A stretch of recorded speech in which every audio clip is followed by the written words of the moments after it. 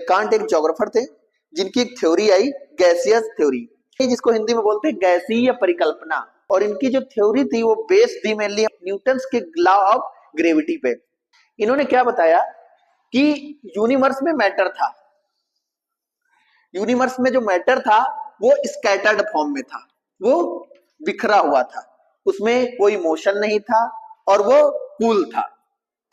फिर उन्होंने बताया कि आपसी आकर्षण के कारण, इंडिविजुअल अट्रैक्शन के कारण क्या हुआ कि ये जो मैटर था प्रीमोरिडियल मैटर, प्रीमोरिडियल मैटर मतलब जो भी प्लैनेट हमारे एग्जिस्टेंस में आए उसका जो बेस है वो हमारा क्या है, प्रीमोरिडियल मैटर्स।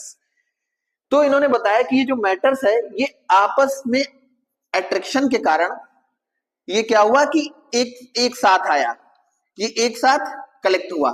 जब एक साथ कलेक्ट हुआ तो आपसी टक्कर हुई इनकी, एक में आपस में एकदम से टकरा गए। टकराने के कारण क्या हुआ कि ये जो हमारा सॉलिड मैटर था वो गैसियस फॉर्म में कन्वर्ट हो गया, गैसियस फॉर्म में कन्वर्ट हो गया।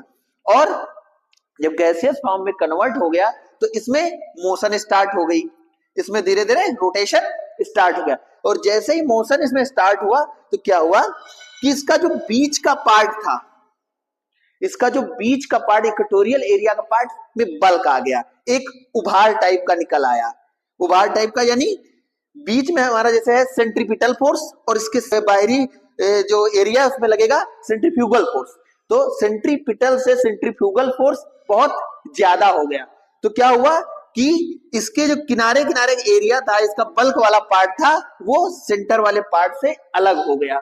और फिर क्या हुआ कि धीरे धीरे करके एक एक छल्ले में डिवाइड होता चला गया और धीरे धीरे समय पास हुआ और ये सारे छल्ले आपस में कोलाइड हुए और धीरे धीरे प्लैनेट्स का फॉर्मेशन स्टार्ट हो गया।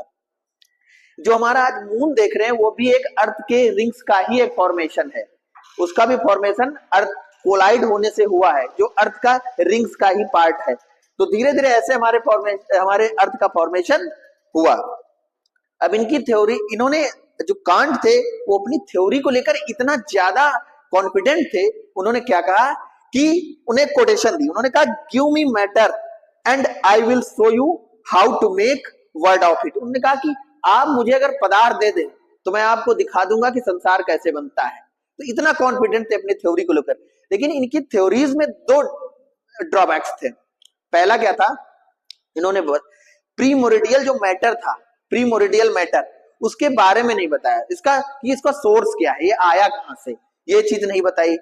और कांट का जैसे प्रीमोरिडियल मैटर की बात हो गई, और इन्होंने एक चीज और नहीं बताई कि आपसी, जैसे जो लॉ ऑफ मोशन कहता है कि आपसी टक्कर के कारण रोटेशन नहीं स्टार्ट हो सकती, और इन्होंने क्या अपनी थ्योरीज में बता दिया कि जैसे ही मैटर एक में कोलाइड हुआ, एक में टक्कर हुई, उसमें मोशन स्टार्ट हो गया। तो लॉ ऑफ मोशन का नियम ये नहीं कहता है। तो दो ड्रॉबैक्स इनमें बताए गए।